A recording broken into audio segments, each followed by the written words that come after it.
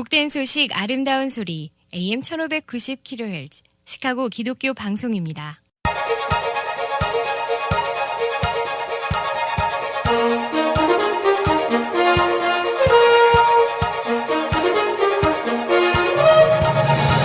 김정일 해설위원의 시사 해설. 세상을 넓게 봅니다. 삶의 지평이 넓어집니다.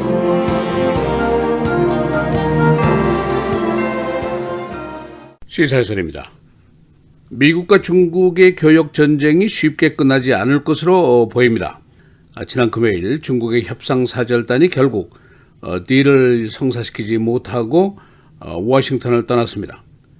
그래서 미국에서 2천억 달러 정도의 상품에 25% 고액 관세를 물려서 중국 손봐주기를 나섰습니다만 결과가 개운치가 않습니다. 중국 사람들은 베이징으로 돌아가서 아직 이렇다 할 말을 한 것이 없습니다. 그전에는 대응책, countermeasures를 만들겠다라고만 말을 했고 보복을 하겠다 하는 말조차를 하지 않았습니다. 중국 특유의 유연성을 보이는 것인지 또는 뭔가 큰일을 저지르려는 것인지는 아직은 알 수가 없습니다. 이 중국과의 교육 협상이 결렬된 이후에 나온 평가와 전망들이 보수 그리고 진보 측의 전문가에 따라서 아주 크게 다릅니다. 보수 측, 트럼프 측에서는 중국에게 관세를 더 부과하고 중국이 경제적인 부담에 상승하니까 압박을 느끼게 되고 결국 손을 들고 나올 것이다. easy to win 이렇게 보고 있습니다. 그리고 관세가 수천억 달러 더 미국의 정부의 국고로 들어올 것을 기대하고 있습니다. 그러나 진보 측에서는 경제적인 부담이 미국의 소비자 또 미국의 기업에게도 오게 되고 미국 시장의 상품 가격이 올라갈 것이다. 즉 부담은 미국도 느끼게 될 것이다 하는 반론이고 결코 이것이 easy to win 싸움이 아니다 하는 의견을 내놓고 있습니다. 그래서 오늘은 교역 협상 중단 이후에 평가 그리고 전망을 정리해 보겠습니다. 이 교역 전쟁의 패자가 누구고 승자가 누구냐 하는 문제, 또 이것이 쉽게 이길 수 있는 싸움이냐 아니냐 라는 문제를 놓고는 이견이 많습니다. 그러나 공통적인 해답이 하나 있는데 미국의 소비자나 기업들이 이 전쟁에서 자유롭지 못할 것이다.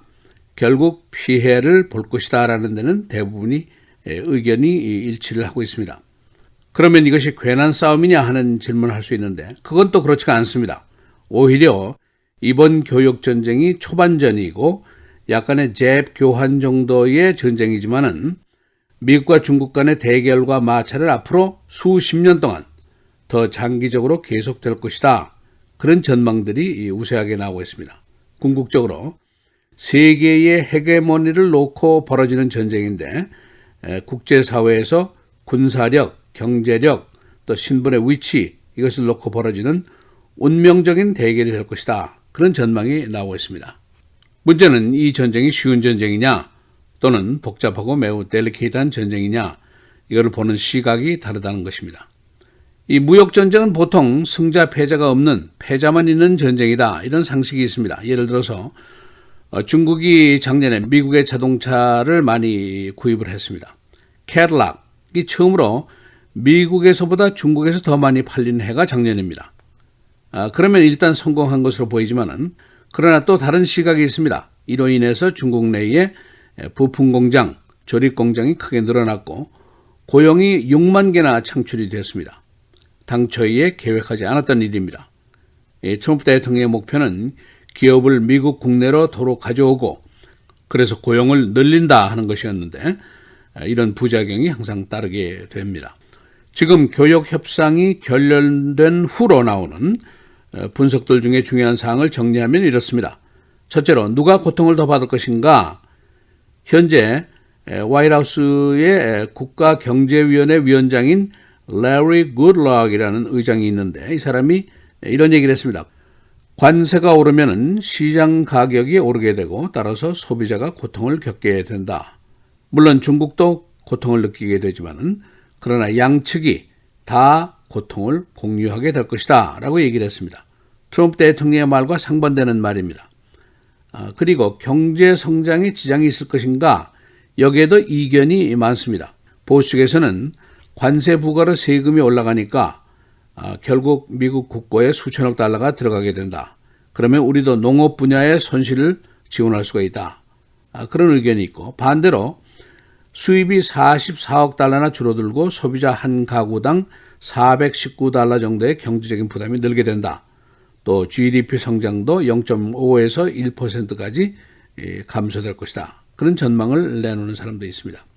셋째로 정치적인 영향은 어떤 것인가? 우선 이번 가격이 상승할 품목들이 컴퓨터라든가 토일렛 페이퍼로부터 시작해서 침대 매트리스, 자전거, 전화기까지 주로 소비 제품들입니다. 그래서 소비자들이 부담을 실제로 느끼게 되고 기분을 잡치게 될 것이다. 그런 의견이 있고, 그러나 반대로 어차피 중국은 장기적인 경쟁자고 지금까지 다른 정권들이 하지 못했던 것을 트럼프가 나서서 하니까 그가 잘한다는 반응을 가져올 수도 있습니다. 역시 이견이 깊습니다. 이 중국이 불공정 교역을 하는 것은 세상이 다 아는 일입니다. 대표적인 것이 환율 조작하는 것이고 지적 산업을 절도하는 것이고 정부 지원금을 제공해서 공정 경쟁을 막는 행위 등인데, 특히 중국 정부가 국내 기업에 대한 지원금을 지금 한 3천억 달러를 따로 마련해 놨습니다. 그래서 약 10개의 제조 분야의 전략 품목에 정부 지원을 계속하고 있습니다. 이걸 싼 대출금의 형식으로 둔갑을 시켜서 정부가 지원을 하고 있습니다. 그러니까 해외 기업들이 여기에 가서 경쟁을 할 수가 없게 됩니다. 이것은 사실은 WTO, 세계 교역기구에서도 가장 중요한 위법으로 간주하고 있는 행위입니다. 아직 중국이 협상 결렬 이후에 자신의 조치를 밝히지를 않고 있습니다. 전문가들의 진단은 대체로 3가지 정도로 요약을 하고 있습니다. 첫째는 good deal입니다. 중국이 미국의 지적 산업의 보호를 강화 조치를 한다든가, 중국의 시장 개방을 더 넓게 한다든가, 또는 법규상으로 이 의무 사항을 이행할 것을 보장한다든가 그런 겁니다. 또 한 가지는 미국 상품의 구매를 늘려준다는 것인데, 지금 내추럴 가스라든가 콩이라든가 밀, 옥수수 등을 이제 사는 것이죠.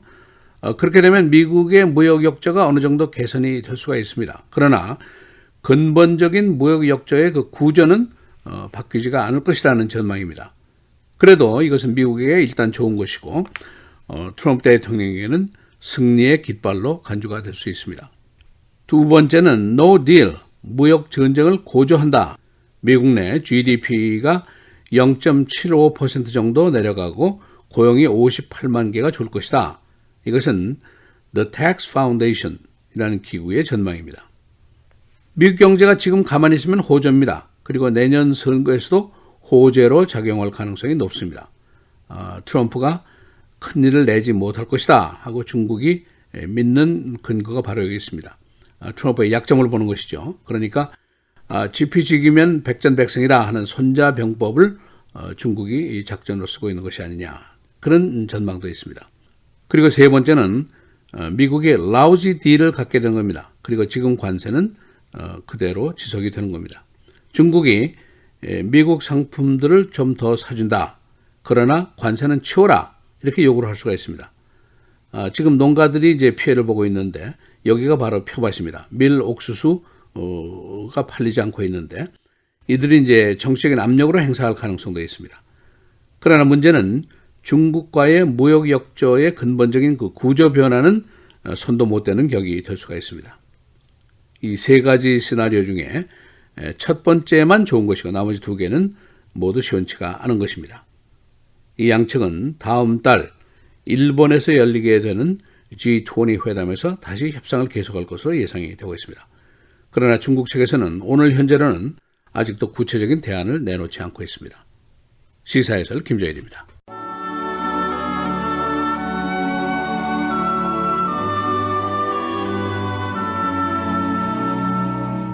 악을 도모하는 자는 잘못 가는 것이 아니냐. 선을 도모하는 자에게는 인자와 진리가 있으리라.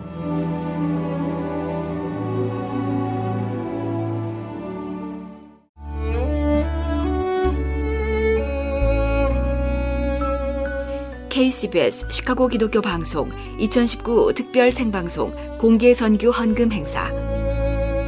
KCBS 시카고 기독교 방송을 향한 여러분의 후원의 힘은 누군가의 무너진 삶을 회복시켰고 신앙을 포기하려는 자에게 용기를 줬으며 소망을 잃어버린 이민자들에게 하나님의 언약의 축복을 전달해 줬습니다. 2019년 6월 25일부터 27일 오전 6시부터 오후 1시까지 3일 동안 진행되는 창립 41주년 KCBS 시카고 기독교 방송 후원 특별 공개 선교 헌금 행사에 함께 참여하셔서 2019년 한 해 기적의 주인공이 되어 주십시오.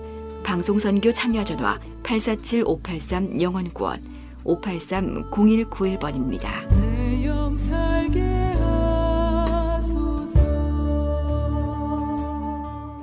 우리는 지금 생명을 전하고 있습니다.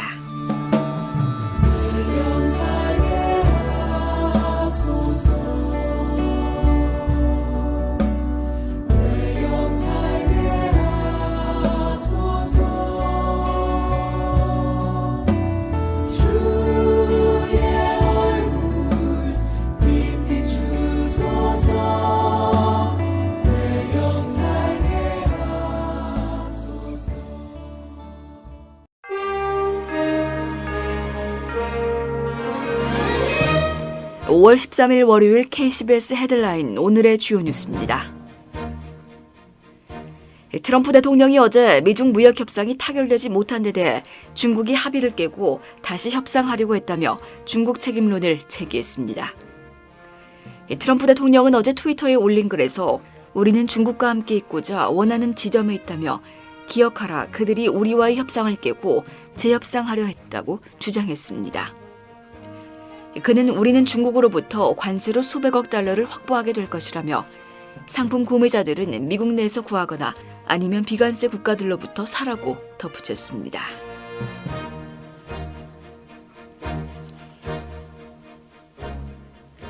레리 커들로 백악관 국가경제위원회 위원장이 무역협상 교착 국면에서 트럼프 대통령과 시진핑 중국 국가주석 간 회동 가능성을 제시했습니다.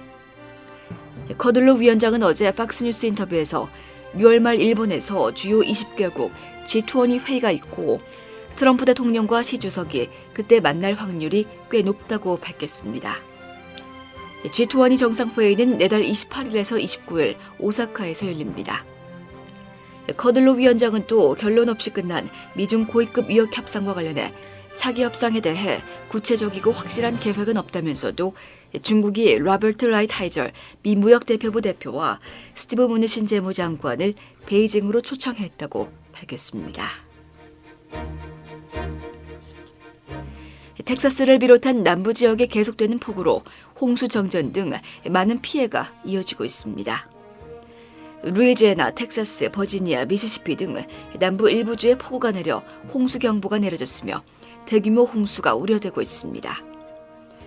국립기상청에 따르면 루이지애나 남동부에서는 지난 11일 밤 시간당 1에서 2인치의 비가 내렸으며 3천 가구 이상의 전력 공급이 끊긴 상태입니다.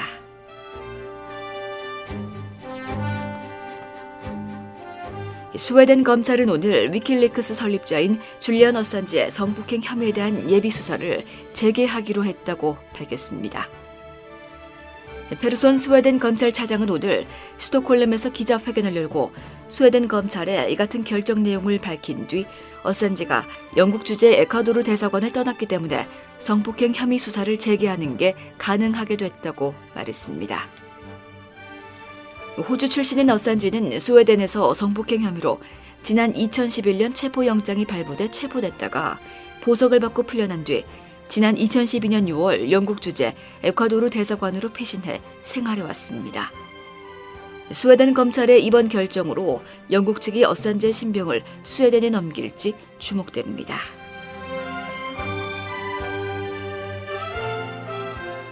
시카고에 보급된 일렉트릭 스쿠터 사고로 병원을 찾는 사람이 매달 수백 명에 달하고 있습니다. 이 스쿠터 사고는 타 도시에서도 같은 현상인데 어스틴 텍사스에서는 지난 3개월간 190명이 병원에 입원했고 캘리포니아는 응급실 환자의 약 40%가 이 사고 환자입니다. 스쿠터는 시속 15마일의 저속이지만 사고를 일으킬 경우 많은 사람이 뇌손상 등 중한 상처를 입었습니다.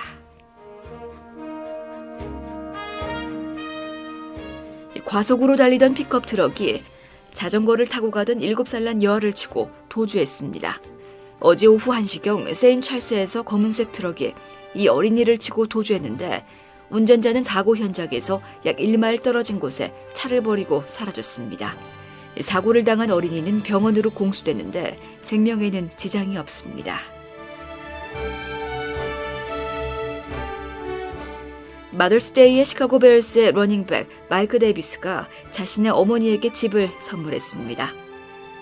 26세인 그는 아틀란타 빈민가에서 어려운 어린 시절을 보냈으나 NFL 선수가 된 후 자신의 모친에게 주택을 선물하겠다고 약속한 바 있습니다. 날씨입니다.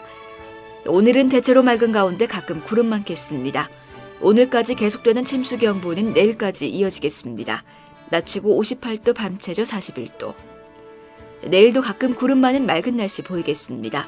낮 최고 68도, 밤 최저 53도. 수요일은 오전에 흐린 날씨 보이다 오후부터 맑겠습니다. 낮 최고 69도, 밤 최저 49도. 목요일은 흐리고 오후부터 천둥 번개를 동반한 비 소식 있겠습니다. 낮 최고 71도, 밤 최저 55도입니다.